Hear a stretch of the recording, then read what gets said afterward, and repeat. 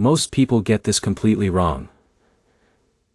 They think starting a company in Canada is complicated, requires huge money, and is only possible if you are a citizen. That's not true.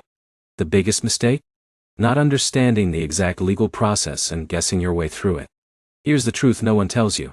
Canada is one of the most business-friendly countries in the world. You can legally start a company even as a non-resident if you follow the correct steps. But here's the problem. If you miss even one legal requirement, you can face delays, penalties, or even rejection. In this video, I'm going to walk you through the complete legal step-by-step process to start a company in Canada in 2026. You'll learn the exact structure, documents, costs, and strategies to do it the right way.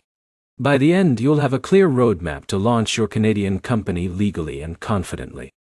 Let's get straight into it. First, understand this clearly. You do not always need to be a Canadian citizen to start a business. Yes, non-residents can start companies in Canada. But here's the catch. Some provinces require at least one local director. This is where most people fail. They don't check provincial rules. Now, let's move to the first step. Choosing your business structure. The most common options are sole proprietorship, partnership, and corporation. Now here's where most people get confused. They pick based on what sounds easy. That's a mistake. Let's simplify. A sole proprietorship is simple but has no liability protection. A corporation is more complex but offers legal protection and better scalability. Now here's the key point. Most serious businesses choose incorporation. Now, let's move to the second step. Choosing between federal and provincial incorporation. Now, this is important. Federal incorporation allows you to operate across Canada. Provincial incorporation is limited to one province. Now here's where it gets interesting.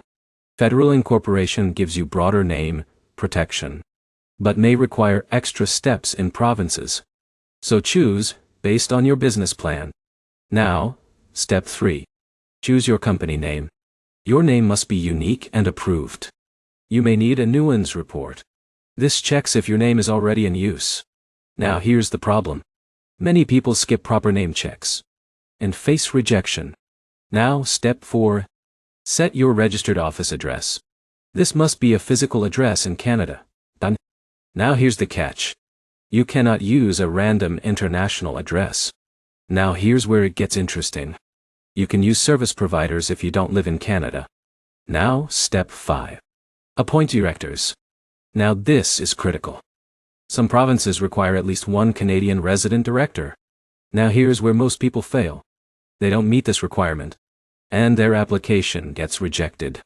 So always check provincial rules. Now, step 6. File your incorporation documents.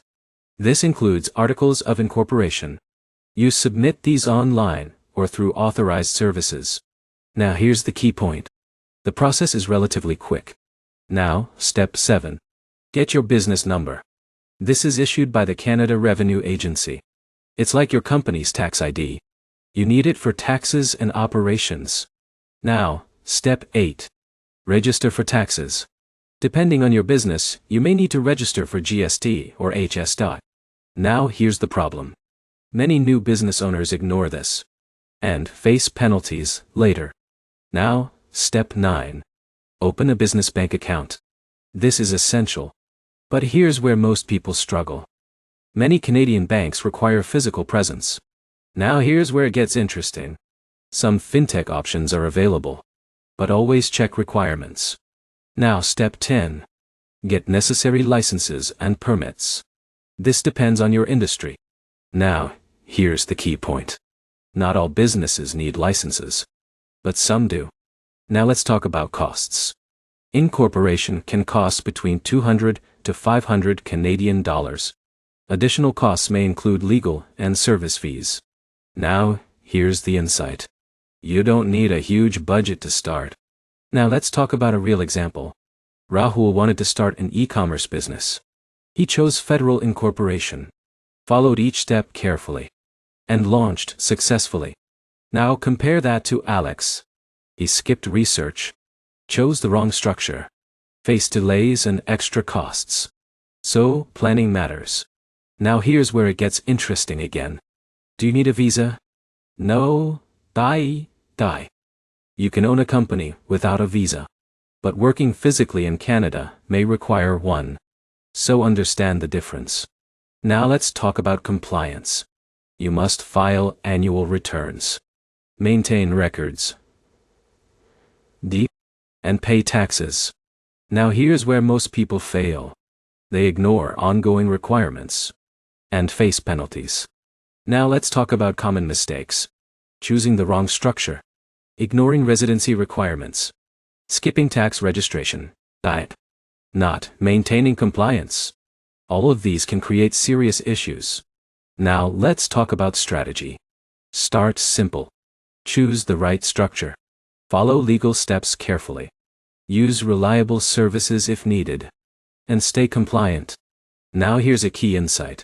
Starting a company in Canada is not difficult. But doing it correctly is important. Now, let's talk about benefits. Access to a strong economy. Stable business environment. Global credibility. And growth opportunities. Now let's talk about long-term growth. Once your company is set up, you can expand, hire employees, and scale internationally. Now here's where it gets interesting. A Canadian company adds trust to your brand. Now let's bring everything together. Starting a company in Canada involves choosing the right structure, registering your business, getting your business number, opening a bank account, and maintaining compliance. If you follow the correct steps, the process is straightforward. Now here's the final insight. The people who succeed are not the ones who rush. They are the ones who follow the process, step by step. They avoid shortcuts.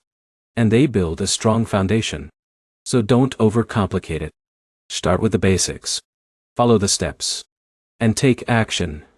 If you found this helpful, make sure to like this video, subscribe for more business and legal guides, and comment below if you want help choosing the best structure for your Canadian company. Because the right start today can save you years of problems later. And that's exactly what you want. I'll see you in the next video.